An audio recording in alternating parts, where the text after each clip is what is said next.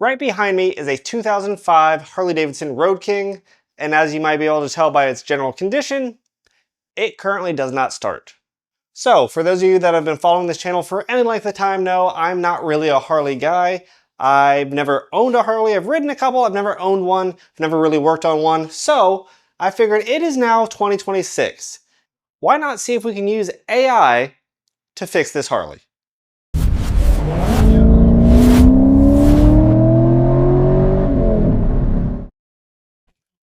So full disclosure, I'm not actually going to use ChatGPT. I'm going to use Gemini, which is from Google, which I find to be just a little bit more accurate, or at least a little bit more efficient at researching information that it finds online and giving a little bit of source information for it, so you can kind of weed through it. I know AI is not exactly great. Those large language models are not great at providing 100% reliable information, but for my general mechanical abilities, I think it might be just the tool I need, the little bit of assistance I need to get this thing running. So let's go back to the start and I'll tell you exactly why this bike was brought to me and what I've done so far.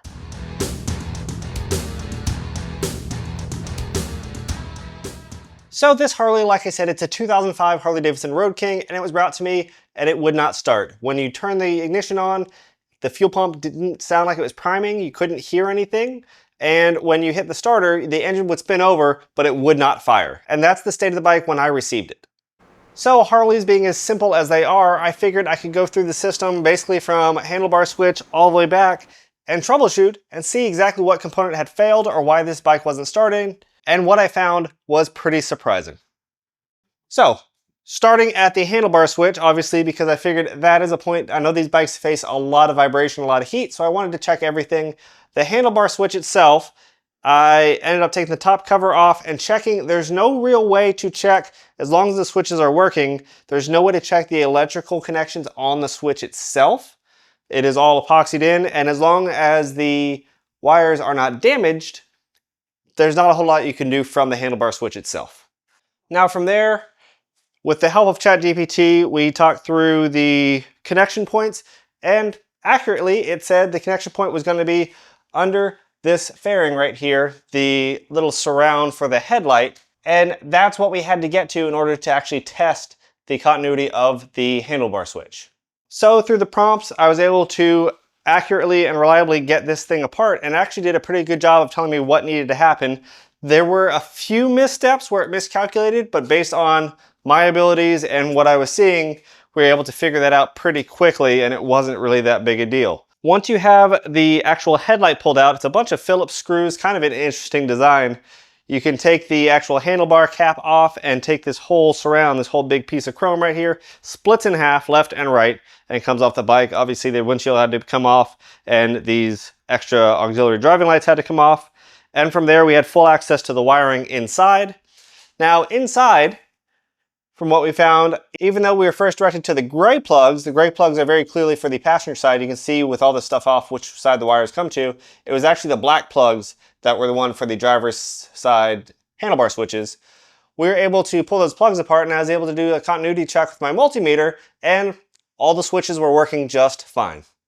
So once we had the switch figured out, that everything was working up there, we started to work our way back in the wiring harness. Now, assuming there's no damage to the bike, it wasn't wrecked, and nothing was removed like that. You can see most of the wiring harness where it goes into the tank and behind the tank. You could remove the tank if you wanted to verify, but everything felt okay. Nothing really felt tight or pinched. So we went all the way back into the actual controls of the bike. And the first step was the system relay that I tested. Now, this was pretty easy to test. Obviously with a multimeter, you should be able to pull that relay out and actually check it. And what I found was, when I was able to use a jumper line just to mimic the relay, basically connected ahead of time, I was able to get the fuel pump to run immediately. So the owner of this bike was convinced that it needed a fuel pump because he couldn't get that to fire. It needed a fuel pump and I'd have to order a fuel pump and replace it. Well, it turns out fuel pump, just fine, nothing wrong with that.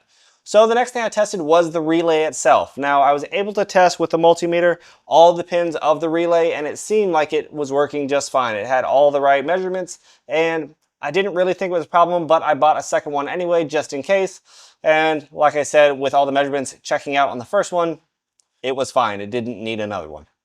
From there was a check of some grounding points. Now, right inside the frame here, right underneath the gas tank, there are two grounding points with some wires to them that obviously could be corroded or could have broken wires because these wires are pretty thin, pretty old, and exposed to a lot of heat in there. So we did check those. I pulled them apart. I made sure the wires were still good, and I did clean off some of the corrosion in there with a wire brush, put it all back together, still no change.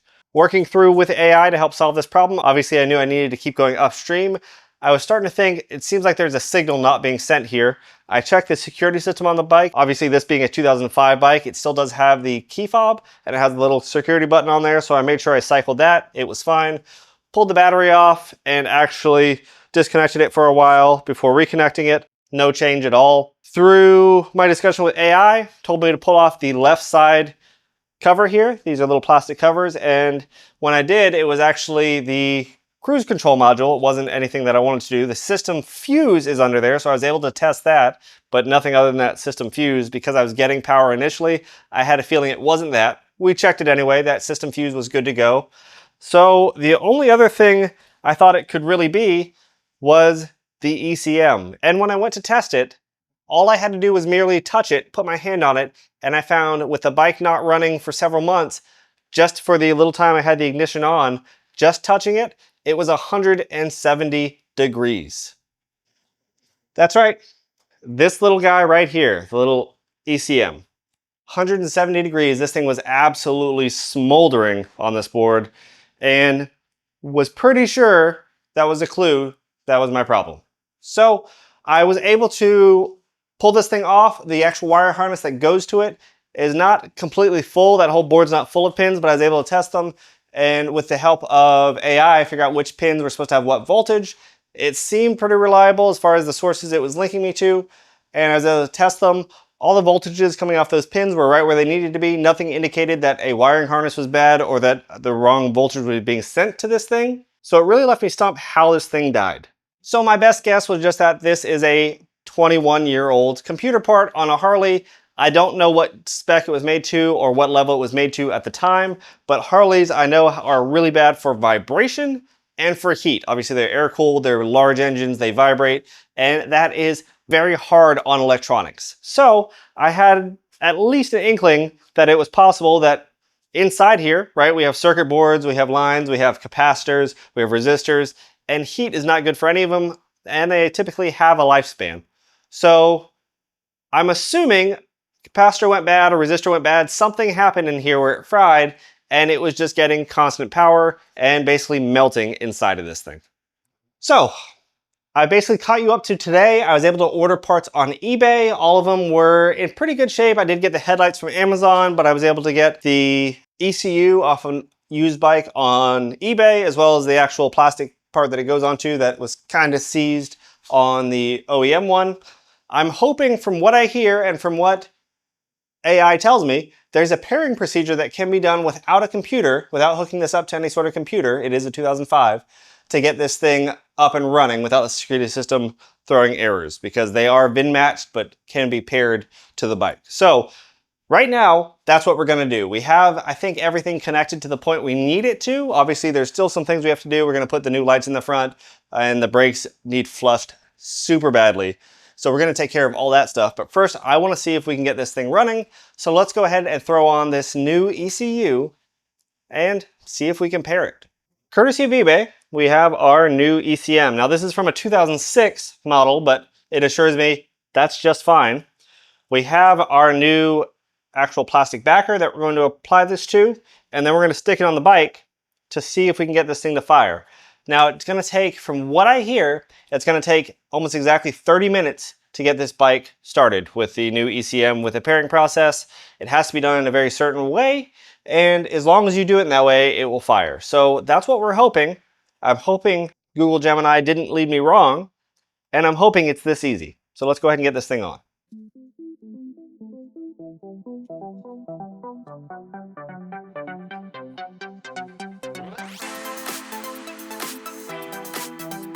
It's got a couple pieces that have to kind of snake through here with the wiring.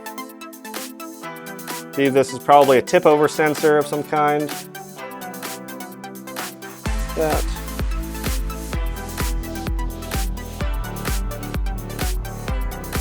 Go ahead and plug in. Good to go. All right. We'll get that all put back together soon. We've tested all the fuses, all the relays seem good. So let's go ahead and talk about our new starting procedure. So, per Google, per Gemini, this is exactly what it says. To pair a new Delphi ECM, you must complete the 30-minute password learn procedure.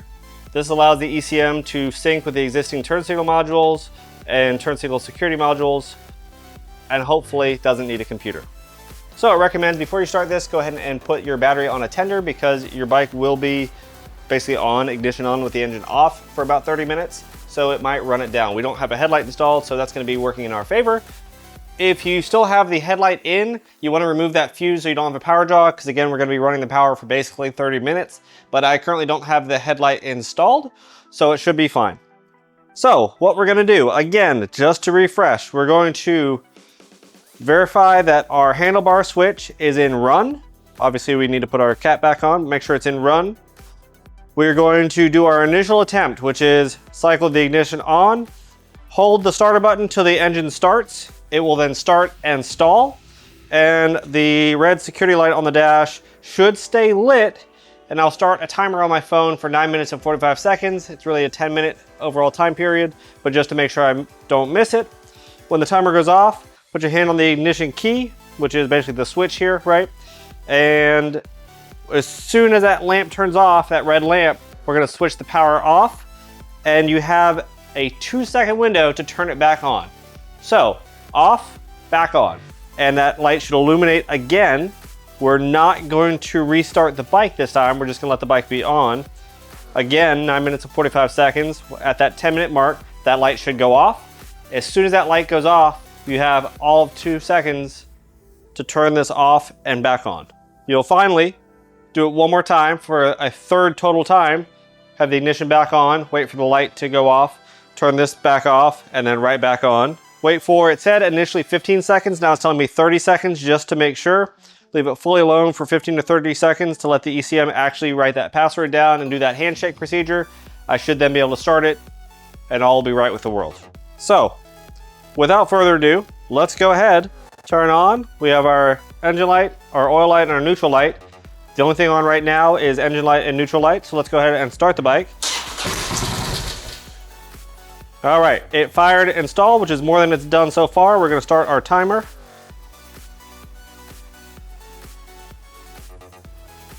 Our security light just came on. So it fired, it stalled. I heard the fuel pump turn on, which is more than it did before, which kind of confirmed it was the ECU that went bad. Now we've got our timer running, and at the end of 10 minutes, we'll watch to see that light go away, do our quick power cycle, and set the timer again for 10 more minutes. Let's see how it goes. A few moments later. Okay, we have our timer counting down. You can see we're almost out. Now this red light didn't come on until a few seconds after I started this timer, so the exact 10 seconds, maybe a few seconds off just because of that. Also, I set this timer for 9 minutes and 45 seconds, so it has a little time to alert me, so I'm ready. So it's going off now. I should have 15 seconds. I'll go ahead and let that go for 15 seconds to see if it is a truly 10 minutes.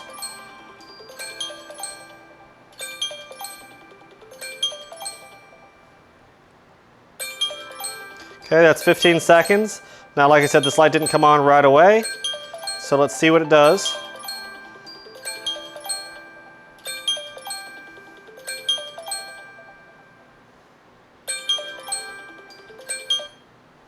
All right, it's been a little over 10 minutes at this point.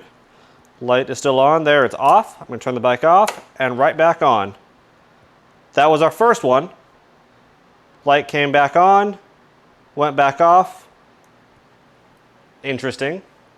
And it's back. Okay, so that's what it's supposed to do. So apparently it does flash. It is back on. I'm starting my timer. It was closer to 11 minutes, realistically, for this thing to go off, so just keep that in mind. I'm gonna let it run again for about 10 minutes, do that exact same thing, so that gives me 2 more power cycles, basically, and this thing should be ready to ride. Much later. All right, we are right about 19 seconds left. Again, that's to my 9 minutes and 45 seconds timer, which as we looked last time, it was really more like 10 minutes and 45 seconds is about what it took, but let's see the second time around how it works. Again, we still have our key illuminated, which is our security light. There we go. Our timer is off. We're going to stop that, and we're going to wait for that light to turn itself off. See, this bike has 22,000 miles on it. There we go. Off and right back on. So that light comes right back on, it turns off, and then it should come back. And this is our third cycle. There we go. We're going to start our timer. There we go. And see you in another 10 minutes. Much later. All right, we've got about 30 seconds left on our timer, and this will be our third and final ignition cycle. Now this time, when that light goes out, the one we've been watching, when it finally goes out, we're going to again cycle the power off, back on, and then immediately back off. Now, when we turn it back off, this is the third time, this is when it's writing that new security code to that ECU to be saved. So it has to be off, AI says, for at least 15 to 20 seconds. Because this has been a little bit slower on everything else, we're going to give it a little bit more time just to make sure that it happens. And then when we turn it back on from there, it should fire right up and be ready to ride. So let's go ahead and watch that key for it to turn off.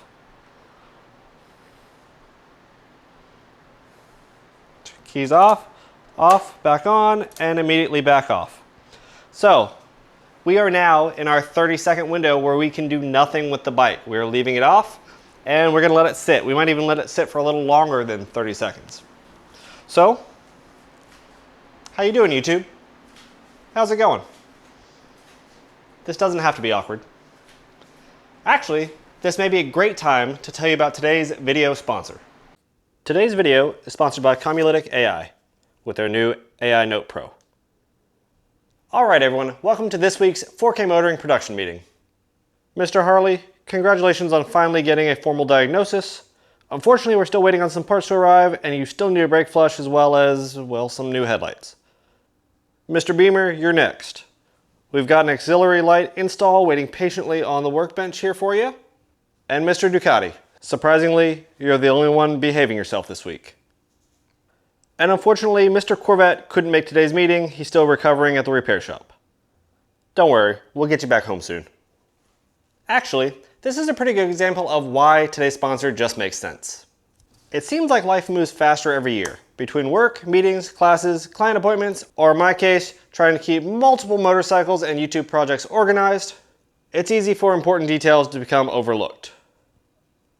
I've been spending some time with the Comulytic AI Note Pro, and with one tap, it records meetings and conversations with up to 45 hours of continuous recording time. It provides unlimited AI transcription and summary services with speaker recognition and action items through a companion app. Whether you're a student, business professional, managing clients, or simply managing multiple projects, it's another tool to help keep everything organized. I am genuinely impressed how small and lightweight this little device is, even if the charging is a little bit outdated. So if you'd like to check it out and support the channel, I've included my exclusive discount link in the description below. They're currently running their summer sale, making this a great opportunity to reset your routine, upgrade your desk, and fix your workflow bottleneck. And for a little extra peace of mind, Comulytic offers free 30-day returns, 12 months of warranty, and lifetime customer support. So thanks again for Comulytic for supporting this video. Now let's get back to bringing this Harley to life. All right, this bike definitely still needs put back together, but everything is at least tied up well enough that it can start. So let's go ahead and flip this switch. It's been well over 30 seconds. Fuel pump is running, that's a good sign. All the lights went off. Let's hit that starter.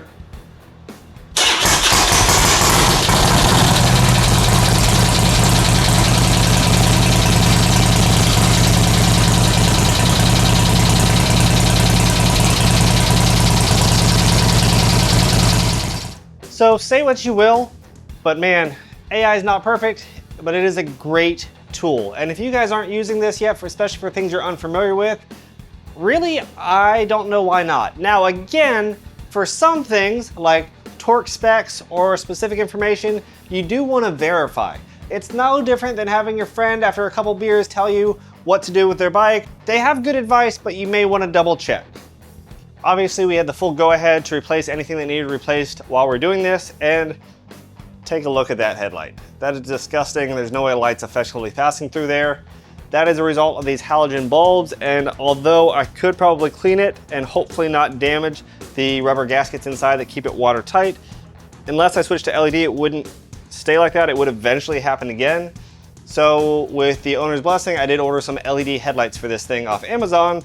Surprisingly cheap, really. So we're gonna go ahead and throw those on and see how they work. I don't expect a whole lot out of them, but I think they made this bike, or at least this model headlight, that fits so many years. So I think there's just enough of these things out there that they are that inexpensive.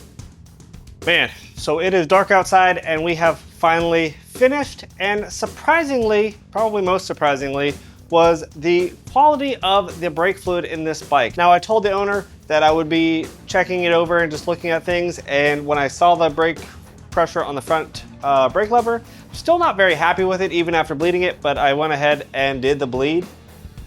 Well, the front master cylinder was absolutely brown sludge and the rear master cylinder was worse. I'm guessing because that thing sits down there right by that air-cooled engine. It gets hot and grimy and needs to be changed pretty often, and it wasn't on this bike. So I got the new lights put in. They're pretty easy. I did have to splice in the wiring harness for these auxiliary side lights, the driving lights, but they worked fine. I spent a little time aiming. It wasn't too far out of spec right from out of the box, but it did require a little bit of finesse to get it right where I wanted it to be.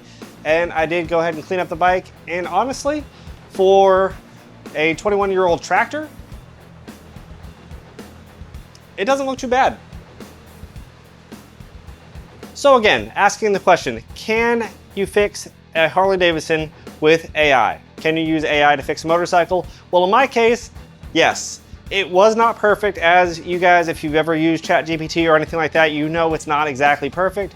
But if you have some basic skills and some basic troubleshooting skills yourself, you probably could have done this without AI, but it was helpful on a couple specific spots, especially talking about how to disassemble certain parts or which pins on the ECU should have which voltages. Because again, this bike is over 20 years old. On the forums, there's so much information out there on the internet, it is easy for these AI models to pull from that information.